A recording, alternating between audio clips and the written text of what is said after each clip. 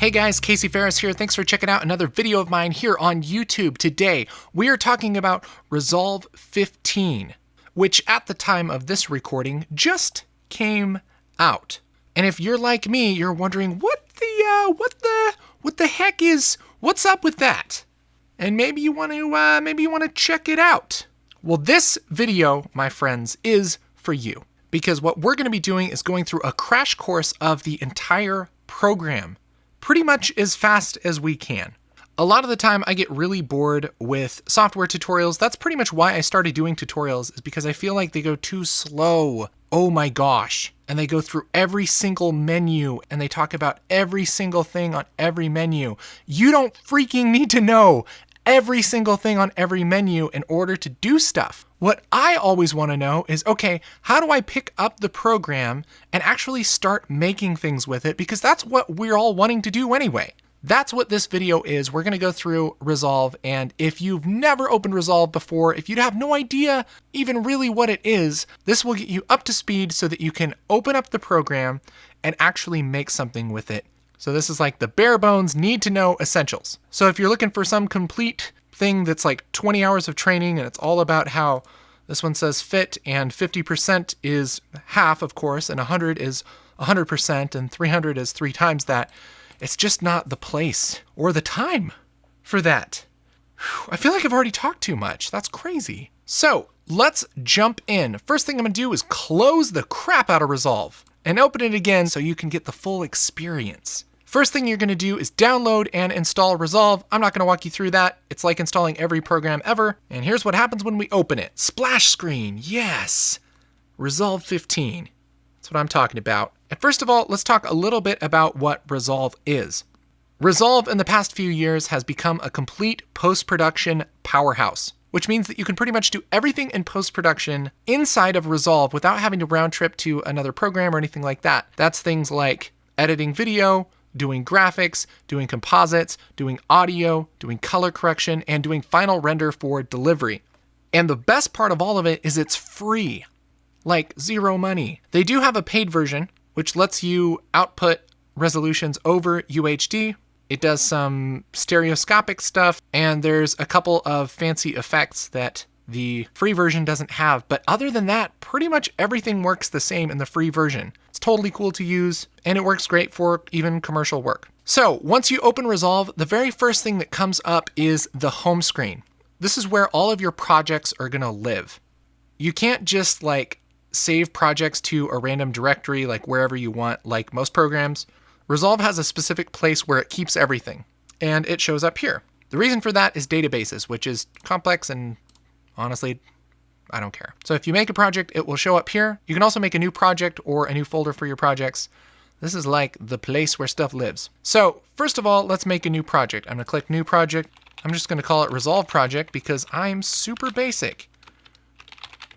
Yes. Create, it thinks for a second, flashes, and now we're brought to the main interface. So what the heck is going on here? Resolve is basically broken up into 6 different tabs. The tabs are here at the bottom, and each tab stands for kind of a job that you would do during post-production. You start out in the Edit tab, but it's actually the second tab. The first one is Media. This is pretty much where you import and adjust all of your media, take footage and pictures and sounds and everything and bring them into your project. And that's about it. That's about all that happens in the Media tab. Edit is where you put together edits inside of a timeline. You can apply effects and adjust parameters and all that stuff. Fusion is where you do compositing, and you can make advanced graphics. You can do all kinds of fancy, amazing things inside of Fusion. In the Color tab, that's where you do your color correction for your project. FAIRLIGHT is like advanced audio mixing, and Deliver is where you wrap it all up into a video file that people can actually watch. So those are the different pieces of Resolve, and we're gonna walk through them and give you the low down, dirty, need to know information so you can actually start doing stuff. Let's start with the Media tab. Spoiler alert, you probably won't use the Media tab that much. Here's why. Unless you're doing some fancy stuff with metadata or capturing a tape, things like that, you're not gonna spend a lot of time here. This used to make a lot more sense because you couldn't do this stuff in other tabs. But this is how the media tab works. It's broken up into a bunch of different panels, and you'll see these panels kind of throughout Resolve. The top left one is called Media Storage, which you can open and close with this little button up here. This is basically a way to browse your computer. It works pretty much just like Finder or Explorer on your system. It's just inside of Resolve. The advantage here is that if you navigate to a folder where you have a bunch of videos and you open it up, you can see thumbnails and hover scrub footage on your system, so you can decide if you really want to bring it into your project. This is great if you have a bunch of B-roll that isn't really named. It's pretty convenient if you're just looking for a specific shot. So that's media storage. That's media that's on your system but not in the project yet. So to get something into the project, you have to drag it into the media pool. The media pool is this little window down here. That's where all the footage and media lives for your project. So if I drag this clip down into the media pool, it's going to add it to the project. Now, since this is the first thing that I've dragged into the media pool, it's going to ask me a question. It says, hey, this clip has certain video settings. Do you want your project settings to look like the settings on this clip? And you have a choice. You can change your project settings to match the clip settings, or you can just import the clip and don't touch your project settings. The choice you make is going to depend on what type of project you're doing, what your frame rate is, all that stuff. And it's also helpful to know what your frame rate is and everything for your footage. Honestly, you can decide all this later. So if you're not sure, just hit don't change. That's going to bring my media actually into my media pool. And then once I have something down here, I can drag more media in, and it's fine. This is probably a good time to look at our project settings. So if I go down here into the lower right-hand corner, there's a little button that looks like a house. That brings up your home window like we talked about earlier, and there's a little cog. This brings up your settings for your project, so you can see what you have everything set to. It's a good idea to have this set right before you start editing, because it's kind of annoying to change later, and sometimes it locks it and you can't change it, and it's frustrating. So make sure the timeline and everything is set how you want. This is 1920 by 1080 at 24 frames a second. That's fine, and there's a lot of other fancy settings that we don't really need to worry about right now. That's the big one, okay? Frame rate and resolution. Sweet. So I'm gonna hit cancel because that sounds fine. So awesome, I have some media in my media pool. If I click on a piece of media, it's gonna load up all of the info in the metadata window over here. This is where you can see fancy things like time code, how long it is, what the bit depth is, all those fancy things. If you're interested in it, that's where it'll show up. And honestly, this is pretty much 90% of the time what you'd use the media tab for is like browsing footage and be like, oh, yeah, I was looking for that one of those people digging. Okay, cool. That's the one of the people digging. Sweet. Edit. Then you go over to the edit tab. Okay? But back on the media tab, one thing I will point out is that you can add favorites, which is really cool. So like if you have a folder that you keep all of your footage in and you don't want to go through every single directory on your whole system, you can just drag whatever folder down to your favorites, and that's always there. And that'll show up if you make a new project or whatever. It's really easy to get to that media. This is especially great for stuff like if you have graphics or things that you reuse all the time, super convenient. Okay, so that's pretty much all I'm gonna go over for the media tab. The reason why you don't really need your media tab is because you can go to the edit tab and look, the media pool lives right here. And if you want to, you can just open up your Finder window or your Explorer window and just drag stuff into the media pool. So like I said, media tab, meh. I think that's why the interface starts in the edit tab, because even Blackmagic knows that you're not gonna do a whole lot in the media tab, you know? All right, so let's talk about the edit tab. You'll see up top on this bar, we have a bunch of buttons that opens and closes our panels.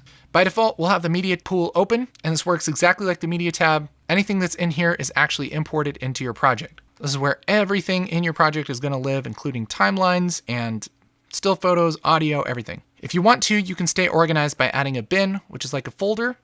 Right click here, and I'll say add bin, and everything will disappear and it'll be really scary, but that's just because it's already taken you into that folder. So we'll call this good shots.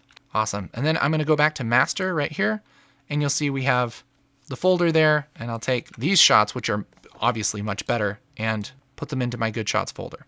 Super cool. You can also make something called a smart bin, which if you go down to smart bins and right click, you can say add smart bin. And what that's gonna do is automatically put things in this folder that match certain parameters.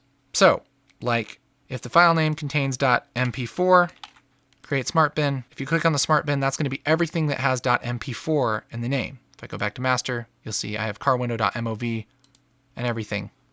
Now, it doesn't actually move things. It's just kind of a way to sort things really quickly. It's pretty nice to stay organized. So that's the media pool. Let's talk about the other parts of the interface. If you're familiar with video editing at all, this should look really familiar. Down here is the timeline. This is where all the things are laid out in time. Up here are your viewers. The one on the right is what the person viewing your project is going to see at the end.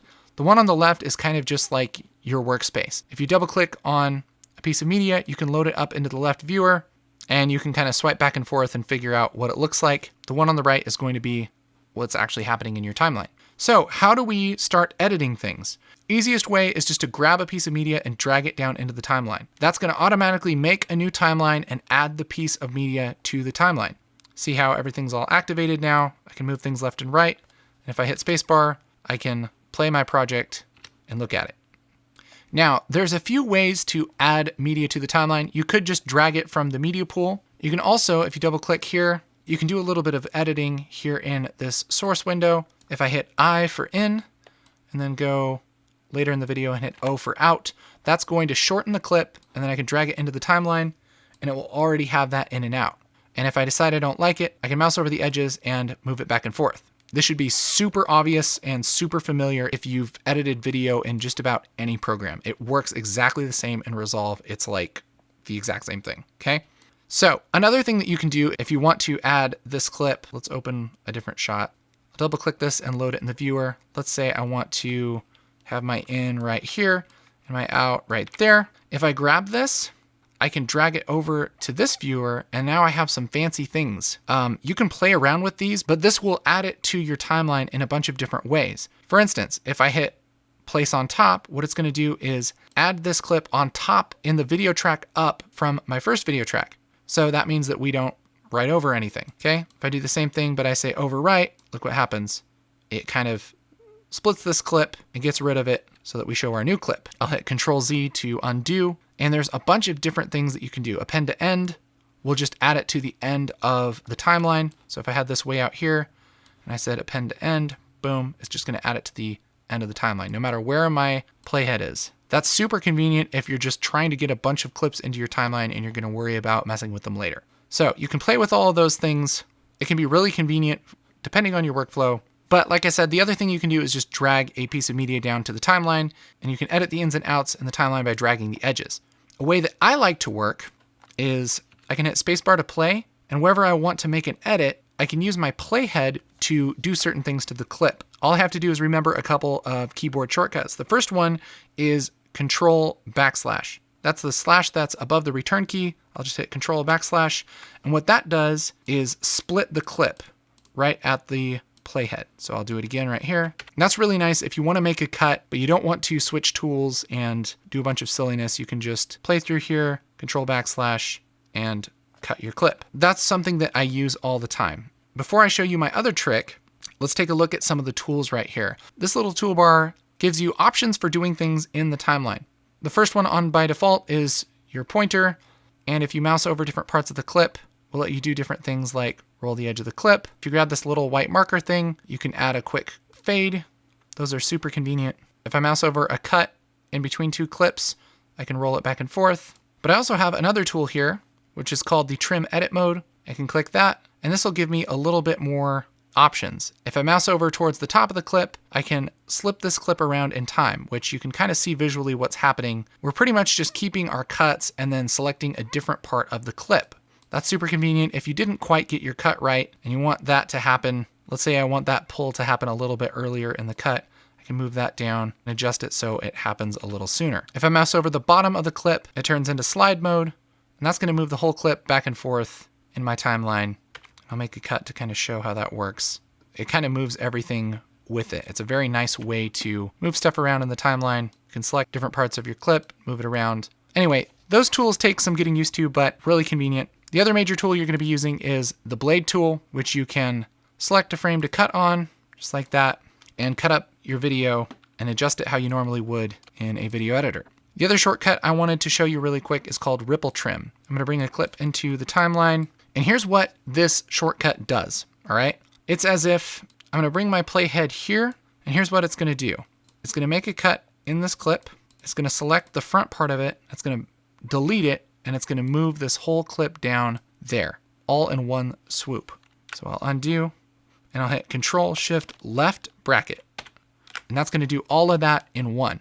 The cool thing here is if you're wanting to do some quick editing, you can kind of scrub through your timeline and do something like, okay, I want it right before he blinks, like right there, Control Shift Left bracket, and then I'm going to cut right after he blinks, and I can do Control Shift Right bracket, and it's going to chop off the end of this, and I can really quickly go through and do a rough cut of all of my clips in the timeline. Super nice. Up here, we also have the ability to add flags and markers in case you want to indicate something like, oh, maybe it's B-roll, or maybe you want to check it later or something. A marker goes in the timeline, or if you have the clip selected, it will go on the clip. And that's to denote a specific area and time. If you double click on a marker, you can open it up and add notes and all that stuff. That's great for reviewing edits, especially if you're working with other people. But for now, I'll get rid of stuff. Also, let's talk a little bit about viewing stuff in the timeline. If you click this little button right here, these are a whole bunch of timeline view options. If you click this first button, this opens up stacked timelines, so you can have multiple timelines open in one window. So I'll make a copy, and you can switch in between them really quickly. That's great if you have multiple different edits. You can also choose whether to view audio waveforms. So if you have a sound effect here and it shows up and you're like, oh man, what's going on? You might not have the audio waveforms clicked. So that toggles those on and off. There's also view options for thumbnails and track height and all that stuff. That's where that stuff lives. So if your timeline doesn't look right, here's where to go. Then we have a zoom slider. That's easy. An easy way to move around in the timeline is if you hold down middle button mouse, you can kind of grab the timeline and move it back and forth. That's a great way to scroll around. If you hold down Alt and roll your mouse wheel, you can zoom in and out on the timeline. That's pretty much how you get around. And that's kind of true for all the types of views in Resolve. If you roll with your mouse wheel, it'll zoom in. If you click and drag with your middle button, that will pan around in your viewer. That's going to be especially helpful in Color and Fusion. That's how you do it. So that's some editing basics. Let's get into some fun stuff. If you click any clip in the timeline and you go up here to this button that says Inspector, that's going to open up your Inspector panel. This is where all the properties for your clip live. Things like zooming, rotating, you can flip and flop things, you can crop them, you can reset stuff if you mess it up. There's even some cool things for retiming, lens correction, all kinds of goodies there. So if you want to change something about how your clip looks, that's a great place to start. Also, something that's convenient is this little triangle here. If you click that, that kind of rearranges your workspace a little bit. So it makes this panel big and tall or short and fat. You know, same thing over here with your media pool if you want to kind of move stuff around in the interface. And these happen all throughout Resolve. The other thing worth noting is the effects library. So I'm going to open up my media pool. That kind of lives under the media pool. If you click effects library, that pops up right here. And this is where all the fancy video and audio effects and graphics and all kinds of fancy things live here. So if you want to add a transition under the toolbox here, there's video transitions, and you just drag those to your timeline towards the end of a clip, and there you'll see your transition. All the transitions work the same, just drag them to the end of the clip or in between two clips if you want to. There you go. Audio transitions work pretty much the same way, but for audio. There's also a bunch of titles. Fusion titles we'll get into a little bit later. Then we have our titles. The upper part are basically things that will work really well in the Edit tab. If you click on this in the timeline, the properties open up in the Inspector, and you can say, look at this. You can change your font and do all the fancy things that you would expect you could do with a titler. You can add a nice drop shadow, make things look classy. That's definitely worth playing around with. That's like for super easy, simple text. They also have presets for like lower thirds. They also have something called Text Plus. If you drag that into your timeline, it's first of all going to be a little bit less responsive because this is actually a Fusion title with a whole bunch of controls that are available inside of the Edit tab. And it can get really complicated, okay? You can do tons of fancy stuff with the Text Plus, and that gets really deep really fast. And we'll talk about kind of some of this stuff in the Fusion tab. But just know if you want a very fancy title, Text Plus is probably what you want to do. Then we have Fusion titles, which again is pretty much using Fusion under the hood and just presenting it in the Edit tab. So if I grab one of these and drag it into the timeline, one thing is we're going to see there's a little red bar there. That means it has to kind of think about this a little more. And once it turns blue, then it will play back in real time. So depending on your system, that might take a really long time, but it's going to kind of do that when you're not touching things because it doesn't want to be inconvenient, even though it is kind of inconvenient to wait for it. But once it's done, you can hit the play button and then there we have kind of a fancy animated title. And this is using all the fancy things from Fusion. But if you click it, you can open up in the inspector and change some basic properties of it without too much trouble. So Resolve ships with a bunch of pretty basic Fusion titles. One thing I want to mention is that at Ground Control, we actually have a pack of Fusion titles that we made with editors in mind. Here's one of them called Solid Title. It's a collection of titles that look really nice. They're animated. You can adjust properties inside of the Edit tab, and they look really nice out of the box. This is from our pack called Fusion Titles for Editors, Volume 1. That's available at groundcontrolcolor.com, or you can click this link right here and check it out for yourself and get those titles that you can use for your project. Okay, so that's pretty much the ins and outs of the Edit tab. There are a few other things like the audio mixer that you might want to check out, but honestly, a lot of that is going to be done in FAIRLIGHT, so we'll talk about that in a little bit. So now we're going to jump into Fusion. But first, I'm going to open a new project so it's a little bit easier to show you Fusion and color stuff and kind of the fancy stuff that Resolve does. So in my Edit tab, I'm just going to drag a few clips in here for us to play with in the other sections. So let's take a look at the Fusion tab. Fusion is all about compositing. So if you've ever used After Effects or if you know what it is, this is all about doing fancy things to video. It can be stuff like adding explosions in the background. It can be adding graphics over things. It can be cloning things out. You can do just a million different things in Fusion. It's kind of like Photoshop for video, I guess. It opens up and right away, it probably looks a little bit scary. So let's take a look at what's going on here. First of all, the clip that's loaded here in our viewer, that's the clip that we were over in our timeline in the Edit tab. So if we were over this clip with the phone, click to the Fusion tab, it's going to open that shot up in Fusion. If you opened up the wrong clip, you can actually go up to this clips thing here, and we can select the different clips in our project just by clicking them here. This is actually a very similar timeline to the way color works, but we'll get into that.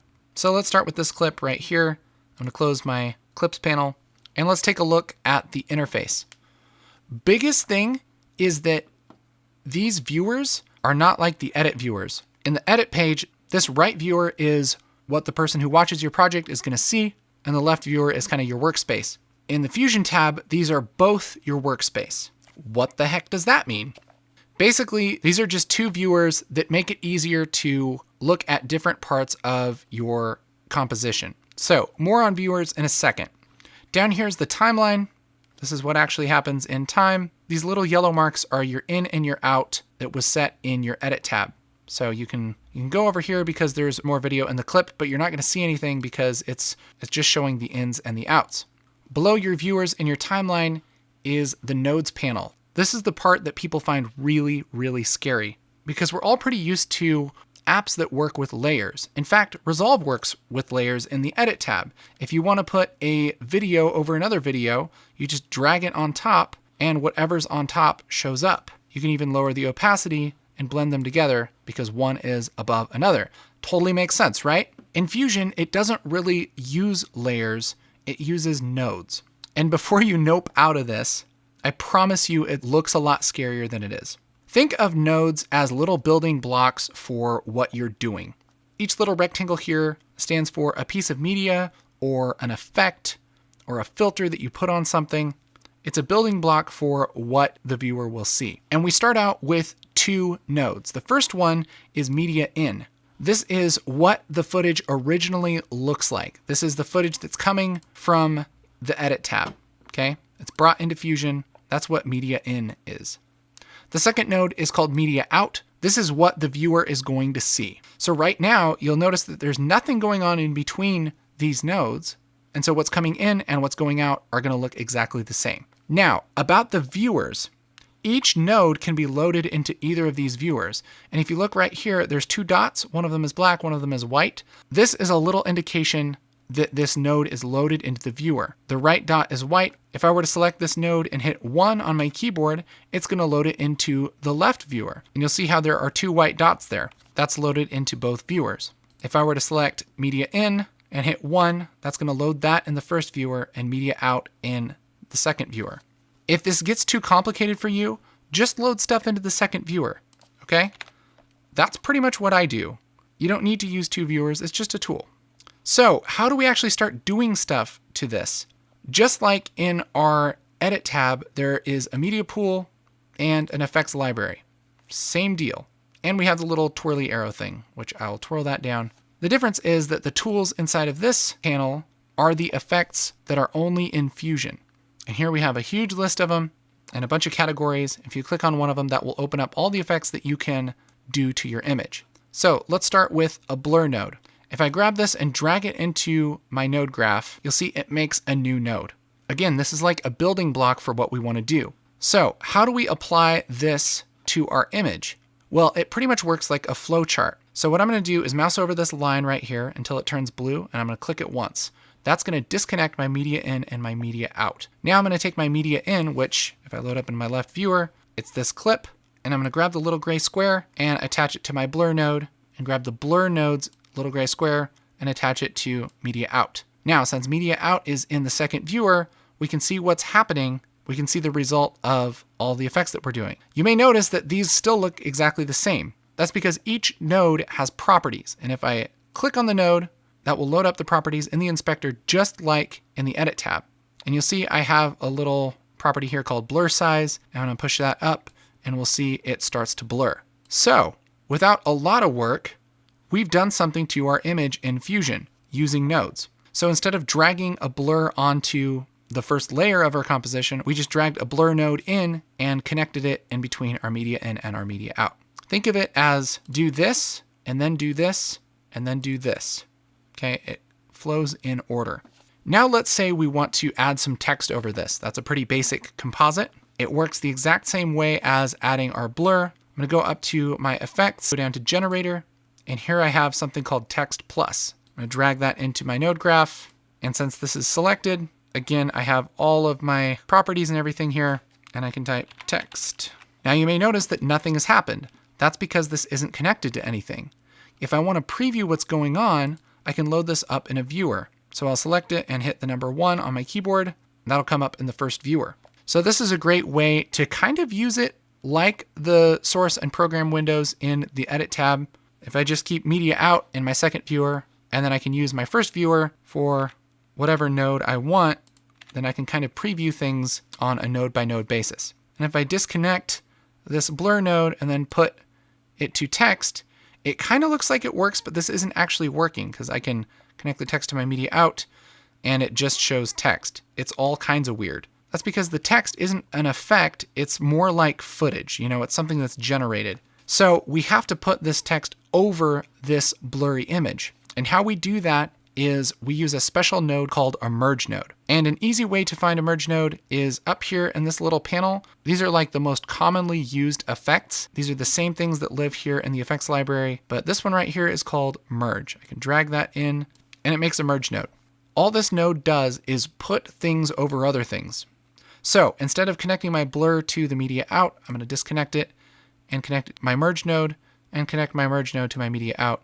And you'll see we have the same result, but there's a little green arrow here, and that's basically adding something over whatever is put into the yellow input here. So if I grab my text and I drag that to the merge node, look what happens.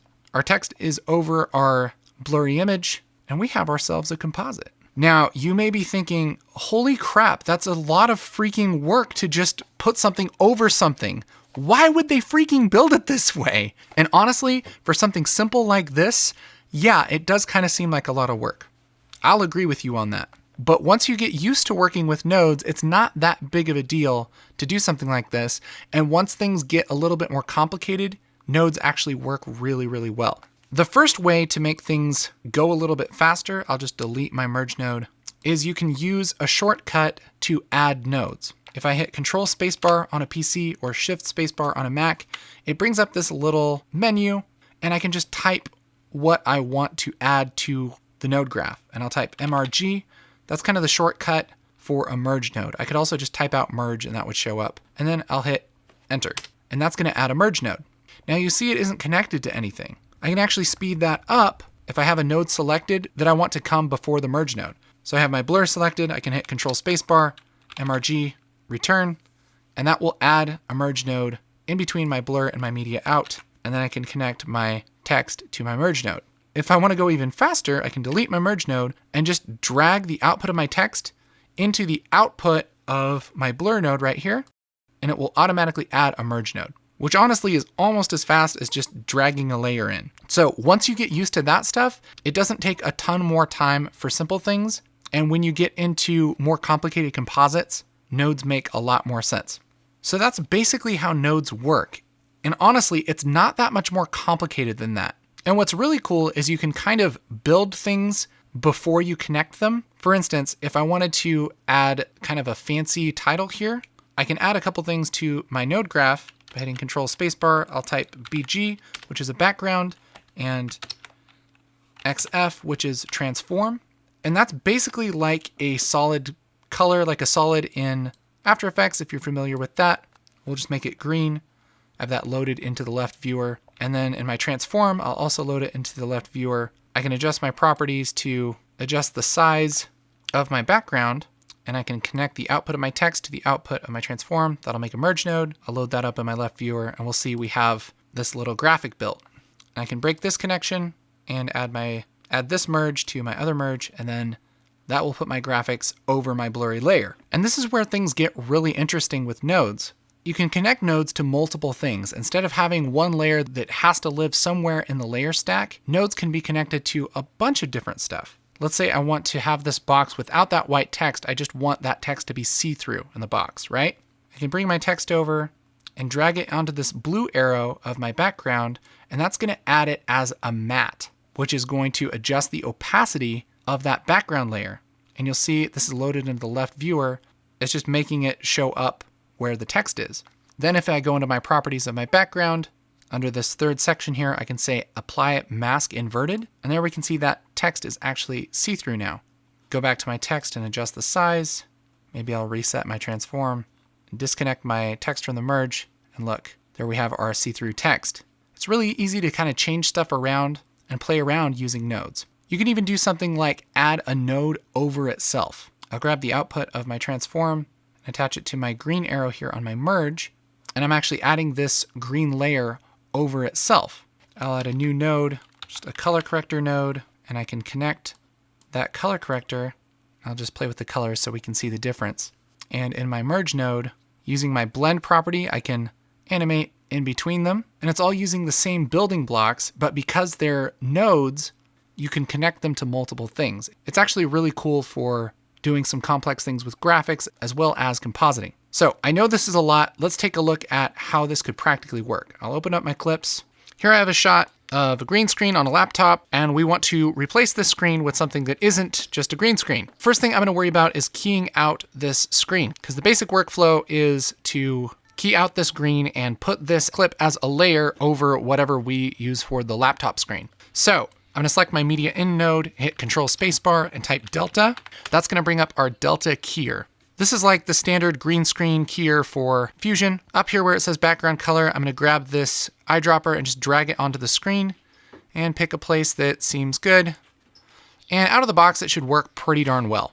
It's even keeping some of the reflections there, which is really nice. So now what we have to do is put something behind this. And what I like to do is sandwich this layer over the original footage. That's where using nodes is really helpful. Because what I can do, instead of having to duplicate this layer and bring the footage in again or do anything like that, I can just grab the output of my media in node and drag it to the output of my delta keyer like this, and it will make a merge node, and it will put itself over itself, like some kind of weird alternate dimension. I don't know. And we're gonna want the layer with the keyer to be in the foreground. The foreground is always the green connection, and I can swap these really easily by hitting Control T with merge selected, and that's gonna be the foreground. And I'll put it up top just so it's a little easier to understand that this is on top of the other one. Now what I wanna do is put my new screen in. Easiest way to do that is just drag my screen from the Finder into my nodes window. That's gonna say media in 2. Let's take a look at it. This is what this is. And basically, I'm gonna merge this media in with my original footage after the keyer. So I'm gonna grab my output, drag it to the output of my keyer. That's gonna make a merge node. And here we have things all together. We can kind of see our stack here, although these need to switch because the media in is over the keyed layer. I'm gonna hit Control T, and you see that puts it under our layer here. So here's our first layer, and our second layer, and our third layer. The other thing I need to do is corner pin this to the screen so that it matches the perspective. And you do that just like you would expect. I'm going to grab my media into, which I'll rename to be screen, hit Control Spacebar, and type corner. Corner positioner is what we want. And now it gives me little control points here to place them exactly where I want them on the footage. And there we have a pretty good composite out of the box. That's a basic screen replacement inside of Fusion. And because we're using nodes, we don't have to duplicate layers and make a bunch of copies of things. We can just connect the same media to different parts of our composite. That's really the power of nodes.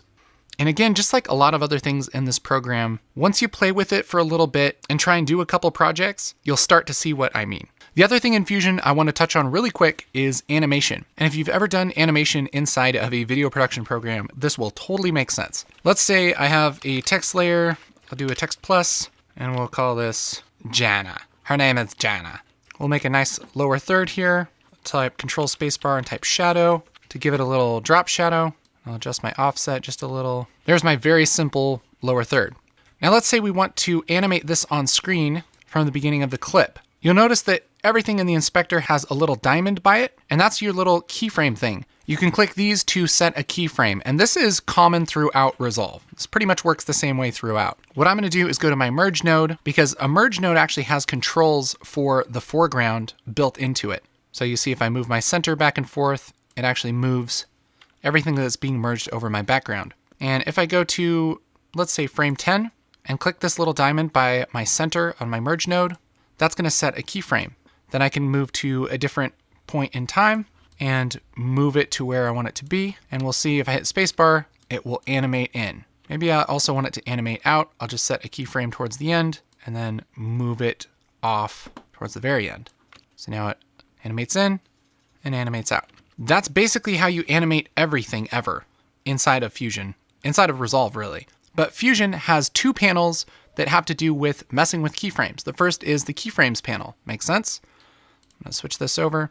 And this lists out everything in your node graph, and it shows you the keyframe animations. So I'll zoom in here, and you see we have kind of a little graph of our keyframes here in our keyframes panel. This is so we can see all of our animations for the whole project all in one window.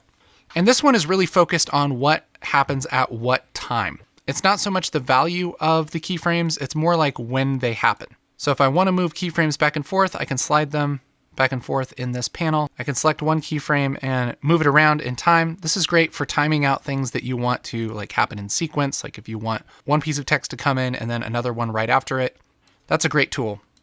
The other editor, which I really like, is the spline editor. This comes up and will list everything that has something that's animated inside of your composition. And if you click the check mark, it will bring up your keyframes here in the spline graph.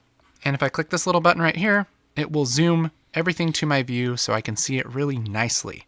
So you can move stuff around in time in this graph, but this panel is focused more on the values and the way that things animate versus when they animate. So for instance, we have this text coming in and it has a hard stop right here. It just kind of stops immediately. And you can see this on the graph. It's going, stop. And then it starts immediately and just keeps going off screen. That works, but it's just not that pleasing. What would be better if it kind of just slowed down. So what I can do is select both of my keyframes and hit the letter F on my keyboard. And that's gonna flatten out these handles on my keyframe so that this slows down and comes to a stop. And it just looks a little bit more fluid. Nice animation, yeah. So this panel gives you a lot of control over how your stuff animates.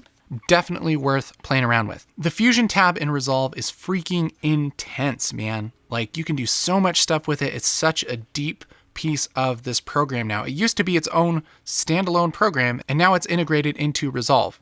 So you can imagine you can do just a ton of stuff with it. We didn't even get into 3D animation and advanced compositing and all the stuff that you can do with this. Okay, so that's Fusion. Let's get into the color tab. So the color tab is pretty much what Resolve has always had. That's like been the core of Resolve for a really long time.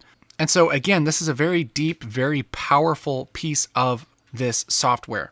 First of all, let's take a look at the interface. Up here we have our viewer. Again, this is what the person watching your movie will see. Over here we have a node graph again, but it's a little less complex than the Fusion node graph, although it works very similarly. Right here we have a little dot. That's basically your media in. and a little dot over here, that's your media out. So this is the starting point of the image, this is the ending point, and everything in between is what you do in the color tab. We'll come back to this in a little bit. Towards the left, we have something called a gallery. This is pretty much where you save your color corrections and save still images of what you've done that you can bring up later. For instance, if I made this really ugly and red and right-clicked and said grab still, that would show up here in my gallery. I can then apply this to other shots, or I can export it to use and reference later. Under the gallery, you can swap the gallery with the media pool, which we've already talked about quite a bit. This is just all the media that's in your project. One thing is you can't really add it to the timeline because that's kind of done in the edit tab. This is, honestly, you probably won't use the media pool for a lot of stuff just because we've kind of already done a bunch of stuff with media, but it is there. It's also a quick way to like select your timeline, or if you have multiple timelines, you can select them in the media tab to bring them up in the color tab. But that's pretty much all you'd use it for. We also have a LUTs panel. This is an easy way to preview and apply LUTs to your footage. If you have LUTs, you can quickly just mouse over and preview them on your footage. This is super convenient. I actually have a video all about this right here if you want to learn more, but we'll close that for now. Down here, we have our clips timeline. This is pretty much the easiest way to go from shot to shot and select the clips that you want to work on. Works very similar to the clips timeline in the Fusion tab. Down here, we have the mini timeline. This is pretty useless. I always close it. I always close that. I'm sure some people like it. I never use it. Down below the clips timeline, we have a ton of different panels. I'm going to go through and show you the need to know panels. The one you'll use the most is the color wheels panel. This has your lift, gamma, and gain. These are like where you do most of your color adjustments, gain being the brightest colors in the image, gamma being the midtones, and lift being the darkest colors of the image. You can double click on these wheels to reset them. And then down here we have contrast, we have saturation. You just mouse over the number and slide, double click to reset. You can rotate your hue, same thing. And there's actually two little panels of these little controls. Here where it says 1, you can click on 2, and there's like color temperature, tint. There's also something called midtone detail, which pretty much takes the details out of the midtones in the image or kind of sharpens them and brings them back in. That's really nice for things like softening skin or making people look older and uglier, depending on which way you push that. There are other panels behind this that you're probably not going to use a whole lot. There is a camera raw panel, so if you shoot in RAW like on Blackmagic or like Magic Lantern or Red, then you can adjust your camera raw controls there. And if you're familiar enough with RAW, that's going to make a ton of sense. It's just like Photoshop and every other thing that deals with RAW. Over here we have our curves panel. This is a really useful panel. We have kind of our standard curves like you'd find in Photoshop. You can adjust the contrast of things. You can unlink channels and just like bring down your red curve and give it color cast and everything. Works pretty much exactly like curves do in Photoshop or most other color type of programs. But there's also some like advanced curves, which you'll notice that some of these panels have these little dots here, and this kind of switches out the controls for this panel specifically. So the first one is called custom curves, and then we have curves called hue versus hue, hue versus saturation, hue versus luminance, luminance versus saturation, and saturation versus saturation. And this pretty much remaps things in the image based on a certain category. For instance, if we go to hue versus saturation, we can desaturate certain colors while keeping the saturation of other colors. Let's say we want to desaturate everything but these yellow pants. I can eyedropper these pants. That'll make a point on my curve here, and I can bring everything else down, and I can leave those pants looking nice and yellow. So these are really great to play with if you want to do some specific effects. Another one that's really helpful is luminance versus saturation. So if you're trying to do a really strong look, like maybe a really warm look, you can desaturate the darkest and lightest parts of the image and get some really interesting effects. Definitely worth playing around with. Behind our curves, we have a qualifier, and this is basically like chroma keying. It selects a part in the image based on a color. So if we want to select just these lemons, I can eyedropper these lemons, and the qualifier will select things based on hue, saturation, and luminance. And if I go up here to this little magic wand and click it, that's my highlight mode. That's going to show you just what's being selected in the image, whether it's from this or from some things we're going to talk about in a little bit. And looking at this, I can adjust my selection. So if I go to my hue width and roll up on that, that's going to include more and more colors into my image. Same with saturation. And I can really refine the parts in my image that are being selected. There's also some controls over here. Biggest ones are clean black and clean white, which if you roll up on those, it basically makes your selection better automatically. And I'll come out of highlight mode, and you see whatever I do is just going to select those yellowish colors. So that's a great way if you want to desaturate just part of your image, or this works really well with skin. I can qualify her skin here, go to my highlight and turn it into horror movie mode, where you're freaking looking at a vampire. And now I can do things just to give her a little bit more of a tan. I can mess with the hue and make her look like some kind of alien thing. This qualifier you're going to be using a lot to select just specific parts of your image, whether it's for a silly, crazy effect like this or something more subtle. There's also a version of this called the 3D keyer. If you go here where it says HSL and go down to 3D, how this works is you pretty much just draw a line on what you want, and it will try and make the best selection for you without you having to mess with a bunch of parameters. So if I go into my highlight, you'll see it's a pretty good selection, and I can clean my white and get a very similar result without a whole lot of tweaking. Sometimes this works better, sometimes HSL works better.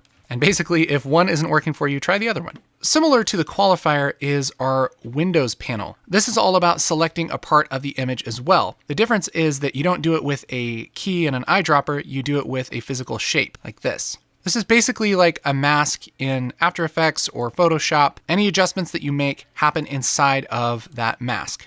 If you click this little thing here, you can invert it. You can limit all your adjustments to inside of this shape. There's a variety of different shapes here. There's also, if you click this one that looks like a little curve, this is called a power curve. It's basically a custom shape that you can draw to make a really specific type of selection like that. You can also soften it. And a lot of the time you're going to use all of these tools all at once. For instance, when you're working on skin, you could make a selection. Let's do a selection with our 3D keyer, clean our white, and then we can limit that with a window. You'll see that the selections kind of work together to limit each other. And then I can use my curves to adjust the way that the skin looks. So all of these things work together. We also have a tracker palette, which is the fourth icon from the left. And this is where you track specific features inside of your shot.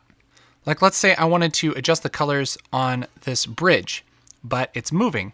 What I can do is make a custom shape with a window that selects the bridge, and I can go to my tracker and hit this play button, and it will track it forward and track everything that's limited by that window.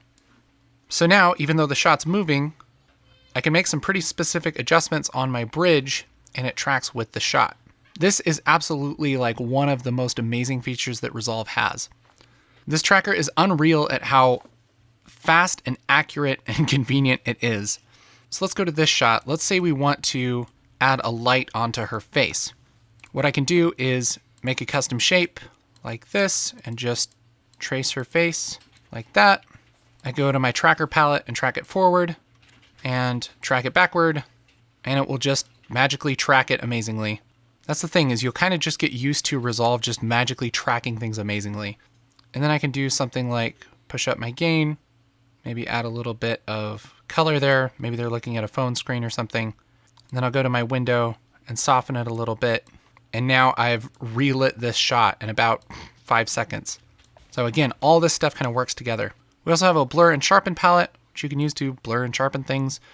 Those are the main things that you're going to be using for the color controls. Over here we have the keyframes palette, which is very similar to the keyframes palette inside of Fusion. If you twirl this down, you can see all the things that are animated. You can add keyframes and animate things over time using this panel. Okay, I'm going to close my clips here just so we have a little bit more room. Down here behind the keyframes panel, if you click this little waveform thing, that's going to bring up our color grading scopes. And real quick, if you're not familiar with these, there's basically 4 different types of scopes. There's parade, waveform, vector scope, and histogram.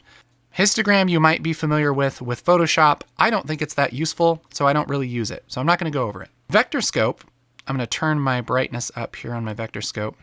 Vector scope is a graph of hue versus saturation. So if I make this image really, really pink and saturated, see what happens to the vector scope. It moves towards magenta and it moves towards the outside of this circle. Think of this circle as kind of the same as these circles here. If I wanted to move this graph all the way down to G, I just move my offset all the way down to green right here, and look what happens. It makes everything green. It's kind of a more scientific way to figure out what your colors actually look like, based on the data, not just based on your eyes. Because when you're color correcting things, your eyes can kind of play tricks on you, and so it's good to have kind of like a standard. And again, the more saturated my image is, the farther this little cloud gets towards the edge of the circle. So if I add a lot of saturation, you see it grows. If I were to take this down and make it black and white, see it's just a little dot in the middle because there's no saturation. That's vector scope. I'm going to switch over to waveform really quick and adjust a couple settings just to help explain this. The waveform is a graph of brightness and position. And the only position it cares about is left and right. So if I were to take the brightness of this whole image down, you'll see the graph shrinks. And make it brighter, it goes towards the top. Now let's make a circle window and just make it super bright. Look what happens on our graph. We can see that there's a bright place towards the left of the graph, but it doesn't matter a whole lot whether it's towards the top or the bottom of the frame. It just shows up on the left of the graph. That's because it's only plotting the horizontal position and the brightness. So if I move this over, you'll see what happens. So it gives you a little bit more data than just the brightness. It also shows you kind of where the brighter parts of the image are. So it's a little bit easier to tell like what the graph is actually measuring. So you may be saying, this is bright, and then this side is dark. Why is everything spread out? Why isn't it just a line? That's because things are slightly different brightnesses, and it's plotting all the pixels in the shot. Some of them are really bright, some of them are a little bit darker, and it's putting them on a graph. So the parade is basically the exact same thing, just kind of squished into three colors, red, green, and blue. So you notice the same thing happens. These are basically just three waveforms side by side and split up by channel. So if the red channel is really high, you'll notice that these kind of get out of balance. And so this is an easy way to tell not only the brightness of the image and some of the information from left to right, but also the color cast of the image. So if something's really red, the red channel's higher. If something's blue, the blue channel's higher. This makes it really convenient to do things like white balance. So if I bring up the saturation quite a bit, zoom in, we can look at this tint. And I notice that the tint is right here on each of these graphs because it's towards the middle of the frame and it's pretty bright. And because it's kind of white, it's going to look similar on all three channels because white is equal parts red, green, and blue. So I can look at this tint on the graph, which I assume is supposed to be white, and I can move my gain around and try and balance it out so that that tint is the exact same height on each of these graphs. And that's pretty much how you white balance. Again, this kind of takes some getting used to, but that's pretty much how color scopes work. Again, I'll reset everything, and let's talk about nodes. Nodes, just like in Fusion, are basically like building blocks for your color grade. There's a few different types of color nodes, but the main one that you're going to be using is called a serial node. That's what this node is. If you hit Alt-S on your keyboard, that's going to add another node. And even though this kind of gets scary, really all that's happening is, okay, take the original footage and do something in this node, and then do something in this node, and then render it, okay? And all of these controls, if I change something, that change lives inside of a node. It's kind of like a group of things that you do to the colors, okay? So for instance, if I were to mess with these curves and make a very high contrast grade, that's going to happen in this first node. So I'll right click and say node label and call this high con. And that's my first like group of corrections. Then I can do something else afterwards and everything resets, and it's kind of taking this, what happens in this node, as the starting image for this node. So maybe I want to make it really warm, right? And I'll label this node warm. So now I have two nodes. I'm making the image high contrast, and then I'm making it warm, and then I'm rendering it. And I can turn off these nodes by clicking the name or the number. So I can have it just high contrast or just warm. This is a great way to strategically build your color grades so that they're easier to adjust later and kind of keep yourself organized. Here's how I usually do it. We'll reset everything. In this first node, I'll do like a basic correction, which I'm going to need my scopes for. Bring them up here in this panel. Practically, this is how I would do a color grade in the color tab, using nodes and using all the tools we've learned about. This first node, I like to do just an initial adjustment, okay? That means I want things that are dark to be dark. I want things that are white to be white. I want it to have good saturation, good contrast, okay? So what I'm gonna do is on this little wheel right here, which is the darkest parts of my image, I'm gonna roll down, and you can see on my scopes that the darkest parts of my image are getting down to 0, which is pure black. I can do the same thing for gain. Make sure that the things that are white are at least towards the top of the scope. If I push them up too much, I'm gonna lose information. It's gonna be blown out. But I want it to be at least pretty bright. I don't really want things to be clipped off of the scope, but I do want them towards the top. So that's pretty good contrast. I'm also gonna bump up my saturation a little bit, and there we have a pretty decent looking shot. I could also boost up my gamma a little bit, just to give it a little bit more brightness in the midtones. So I'll right click this and label it correction. Then I can make a new node to do something else. I'll hit Alt S, and now maybe I can do something like add a contrast curve to give it a little bit of style. I'll go to my curves and make a little S curve, not too strong, keep it a little tasteful. And here's without, and here's with it. Right click, node label, curve. Then maybe I'll want to do something like add a vignette.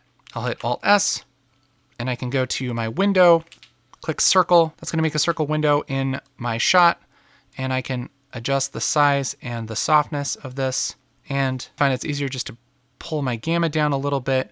That's going to darken the center of my image, which is the opposite of what I want. So I'm going to go over to my Windows panel, and right here, this dot inside of a square, I'm going to click that, and that's going to invert my window. And if I turn this off and on, I can see it's darkening the edges there. Right click and call this vignette. So that's pretty much how you would build a color grade piece by piece using nodes. Again, this is something you might be able to do at least a lot of this in one node, but it's nice to be able to turn off parts of this. Like, oh, what does this look like without the curve? You can kind of adjust it in pieces. Last couple things I want to go over. We have an open effects panel. There's a whole bunch of different effects that you can drag onto nodes to do a whole bunch of fancy things in the color tab. I'll make a new node and drag my light rays onto that node. Now she's shopping for produce in heaven.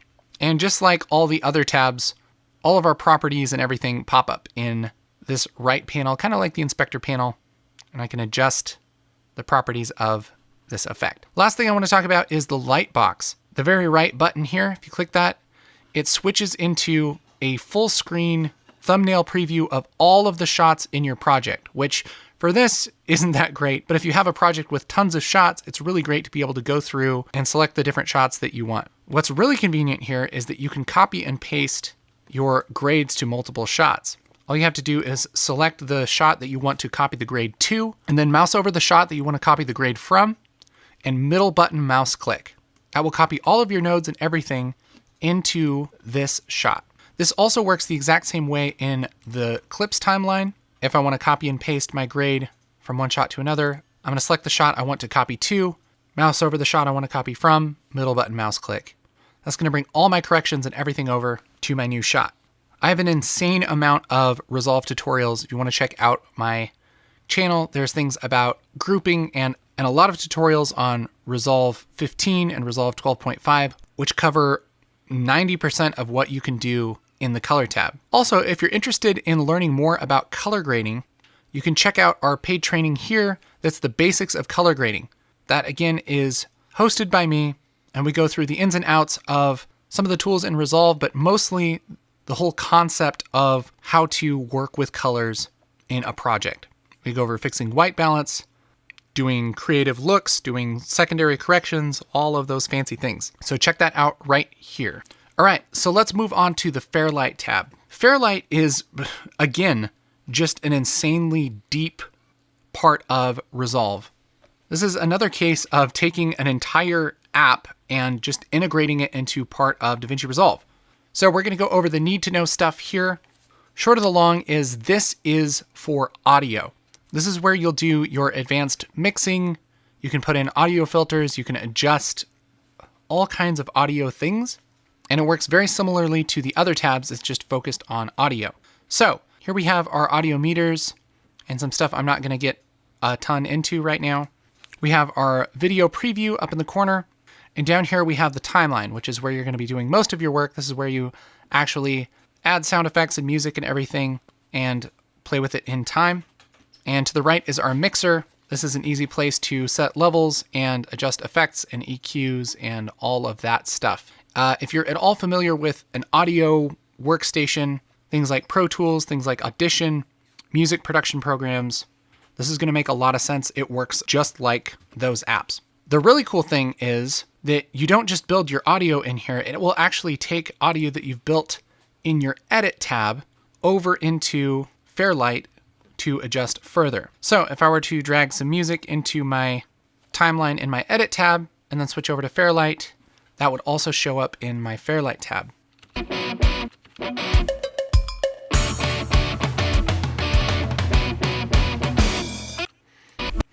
Once I have things in my timeline, I can adjust them and edit them just like you would expect. I can trim clips. I can adjust the volume with this white line in the middle, and I can adjust track volume here in my mixer.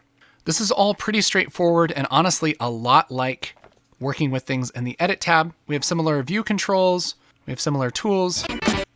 And again, that just kind of takes some playing around with to get used to.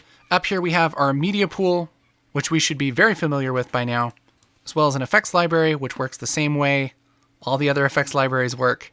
It's just limited to audio effects, and you can drag the effect onto a clip or onto a track. If you drag it onto the track, it will show up here under the effects in your mixer. If you drag it onto a clip, you can open up the inspector, and just like all the other tabs, adjust the properties of your selected clip.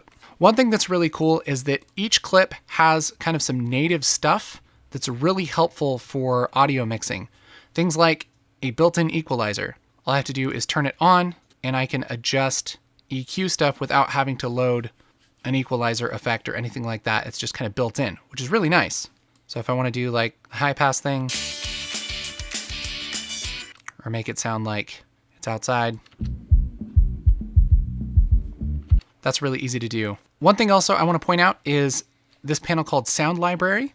This is a way to have sounds on your system easily accessible, especially if you're going to like reuse them a lot. It's a great resource. So I'm going to hit Add Library, take a few minutes to index all of that. This is a sound pack that's made for editors from a company called Wave Brigade, one of Ground Control's sister companies, and it's a collection of over 2,500 sound assets built for video editors. It's completely royalty-free, broadcast quality, unlimited use. It's super useful for basically any project that you're doing because it has like 90% of what you'd need to do quite a bit of sound work. So I'll hit OK. And what's cool is once you've indexed your sound library, it pretty much just remembers everything that's in those folders, and you can quickly search for things like, oh man, I really wish I had the sound of a door. You type door and it'll pop up, and here's, okay, this is a breaker bar door. These are door knob sounds. This is a door slam. And you click it and you can bring it up in your little preview window here and just drag it from your preview into your timeline wherever you want your door to slam. Obviously, I don't have my video really set up for that because this is just kind of a quick thing. But this sound library is a really, really cool feature that they just added to the FAIRLIGHT tab. Maybe I want some city sounds. Here's some ambient sounds from our Wave Brigade pack, ambience exterior city. I'll just drag that in. Maybe I'll take my music down quite a bit. Now ambience is a little bit hot, so I'll bring that down too. There I have my nice ambient sound with my door slam, you know, super great audio mixing. Now, one thing I'll notice is that my door slam here is just on my left channel, and that's because this is added to a stereo track. Easiest way to fix this is just right click on the track and say change track type to mono, and that's going to make it so anything that I add to this track just plays balanced across both of the speakers. Much better. The other thing I wanted to mention quickly about the FAIRLIGHT tab is this little dynamics thing here in the mixer. If I double click this little graph here, that will bring up my dynamics effect. This again is kind of built into the channel strip, and there's a ton of different things like a compressor, limiter, expander, and a lot of stuff that you would use like on a dialogue track to make your audio really come through strong. I'm not going to go into how to use all of that stuff just because it's, too much to go over, but this is where all that lives, and you don't even have to add it as a effect. It's really awesome. So the FAIRLIGHT tab is just an insanely robust audio production environment, in addition to all the other amazing things that are inside of Resolve. Like, this has just really become a beast of a program in the last few years. So that's kind of the need to know stuff for the FAIRLIGHT tab. All right, so let's check out the Deliver tab. This is the simplest tab, which is great. This is where you render your project so that people can actually see what you've done. There's no real, you can't edit things, you can't move things around. It's just rendering it out for web or for delivery or whatever you're going to use it for. Interface is, there's a viewer, there's the clips timeline, there's a regular timeline, but where you're going to be spending most of your time here is in the render settings. I'm going to click this little triangle, open it up, and towards the top we have a bunch of presets. These are actually really nice. So if you want to render your project for YouTube, just click YouTube 1080p. That's going to set all of your settings, and you can go through and customize them if you want to. There's 3 little tabs here: video, audio, and file. Video is all about, obviously, the video settings, the frame rate, the resolution, the codec, all of that stuff. Audio is what your audio is going to be. And file is things like, okay, where does the file go? Where does it live? What's it called? Is it put into a folder? All of that stuff. And you pretty much have 2 options here. You can render the whole thing as a single clip, or you can render it as individual clips. And this is really nice if you're going to go back into like Premiere or Final Cut and you want to do some more editing after you've done all this stuff inside of Resolve, or if you're wanting to keep the clips separate for whatever reason, that's an easy way to do it. Just one thing, if you click that, make sure under File, you click Use Unique File Names, or else it will save over the first clip and you'll end up with the last clip in your sequence, which would suck. Believe me, it's happened to me about 700 times. So make sure to click that. But most of the time you'll be rendering it as a single clip for like YouTube. Again, just click a preset. That will usually be pretty good. One thing I usually change like for a YouTube upload is this quality restrict to 10,000 kilobits. I think that's a little low. I like to do like 30,000, and that's usually all I change. And there's a bunch of different presets here, things for moving back to Premiere, things for doing all kinds of things for video, things for H.264 master. Most of the time I'm either rendering something for YouTube, or I'll do some custom settings to render a high quality master, something that I'll usually bring back into Premiere, or I'll send somewhere to do some more work on. That I'll usually pick QuickTime, and for the codec, I'll use GoPro Cineform YUV 10-bit. I've used this codec a lot on PC. It performs really similar to like ProRes, if you're familiar with that. And that's pretty much what I do most of the time, is I'll either render something like this or just a render for YouTube with that quality set up a little more. Once you're ready to render, make sure that your file name looks good. I'll call this render because, I'm super boring. And then location, wherever you want your render to live. Once that's all set up, hit add to render queue and nothing happens. That's because it adds it to this panel over here, which is your queue. The cool thing is you can make multiple versions of the same thing. Like let's say, okay, I want to make my high quality QuickTime like this, and I'm going to make a YouTube version, and I'm going to make a Vimeo 720 version for whatever reason. You can stack all of those in the render queue, select them all and hit start render, and that'll render them all while you go and get yourself a soda pop, Awesome. But for now, I'll just render one and I'll hit start render. And Resolve will go through and render all of this to a video file that people can actually use. So there you go. That's the ins and the outs of Resolve 15. Man, this thing has grown. This has been the 4th year that I've done a overview video like this, and it's just become out of hand. If you made it to the end, bless you, sir or madam. Bless you. You. So there you go. I hope this has been useful to you, getting up to speed with Resolve 15. If you have any questions or comments, leave them in the comments below. And if you're looking for some color grading LUTs that are designed for your camera, check out Ground Control Color. We have a whole bunch of LUTs made for cameras that you use every day, like Sony, Canon, Blackmagic, GoPro, DJI drones. Those will help you make some really nice color grades in no time. All right, guys, thank you so much for watching. My name again is Casey Ferris. If you want more videos on Resolve and post-production and all those things, go ahead and subscribe to my channel here on YouTube. That would be appreciated. Yeah. If you wanted to be a double champ, you could even turn on your notifications so you know when I post a new video. Yeah, a double champ. Well, I'm going to go slip into insanity. Love you guys. Bye.